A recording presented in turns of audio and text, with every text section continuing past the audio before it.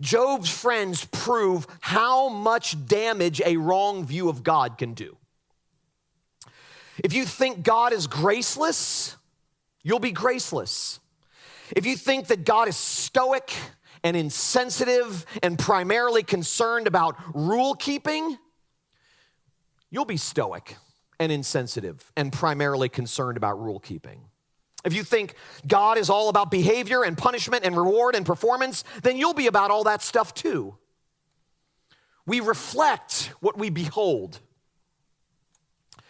But his friends not only show that a wrong view of God can do a lot of damage, but they also prove that the ways in which we are told to cope with pain oftentimes delivers more pain.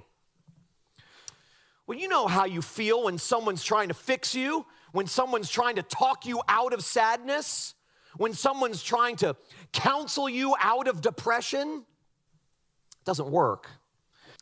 That stuff induces more pain. But good counseling involves a healthy mixture of tenderness and tears, of listening and learning. There's just so much that we don't see. There's so much that we don't understand. So instead of trying to cheer up the person in pain, just stay quiet and weep with those who weep. Notice that Job never laments that he lost his stuff. Nowhere in his frustration, as he's expressing frustration to God, nowhere is he lamenting that he lost his stuff. He's only lamenting that God seems to be AWOL. God has disappeared. The disappearance of God. In my suffering, in my loss, in my pain, in my ache, where are you? Where have you gone? He never asks, why have I lost everything? He asks instead, why have you left me? He's remembering when life was good, when God was caring and close, and he longs for those days again. And now God seems so distant and so indifferent. He seems so absent and so apathetic. Job is expressing the same kind of spiritual depression that was expressed in Psalm 88 when the psalmist says, "Oh Lord, why do you cast my soul away? Why do you hide your face from me?" Job's story teaches us that there's this devout man who starts off strong, who's now questioning everything, as this man of great faith who is now wondering if it's all worth it. This man who is full of life, now lamenting the day he was born, wishing he had never been born. And yet, in all of his questioning, all of his doubting, all of his frustration, all of his raw, robust honesty before God, God never bails. You know, God may be silent for now, but as we will see, he won't stay silent forever. Wherever you are in life, whatever you may be experiencing a season of real orientation where, God seems close and things are going well. And then there are others who are trying to come up with a reason to get out of bed every morning.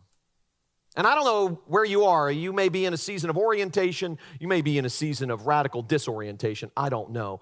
But what I can say is this. While God may seem silent for now, he won't stay silent forever. And at least in this story, what we see is that God's silence communicates his mercy, his grace. Over the years, I have watched faithful people respond faithlessly under the weight of suffering. There is nothing about your faith or strength or ability to respond rightly in difficult circumstances that commends you to God. Nothing, okay? God's care for you does not depend on how well you suffer or how well you handle difficult circumstances or difficult people. The strength of God's commitment to you does not depend on the strength of your commitment to him. Hear that. His faithfulness to you does not depend on your faith. And that's good news. So don't for 1 second think that your sin blocks God from caring for you. Now, your sin will have consequences and you'll lose things. Don't do it. It's stupid. It's foolish, okay? But that's a very different thing than saying God will abandon you if you're not clean and good. That's not true.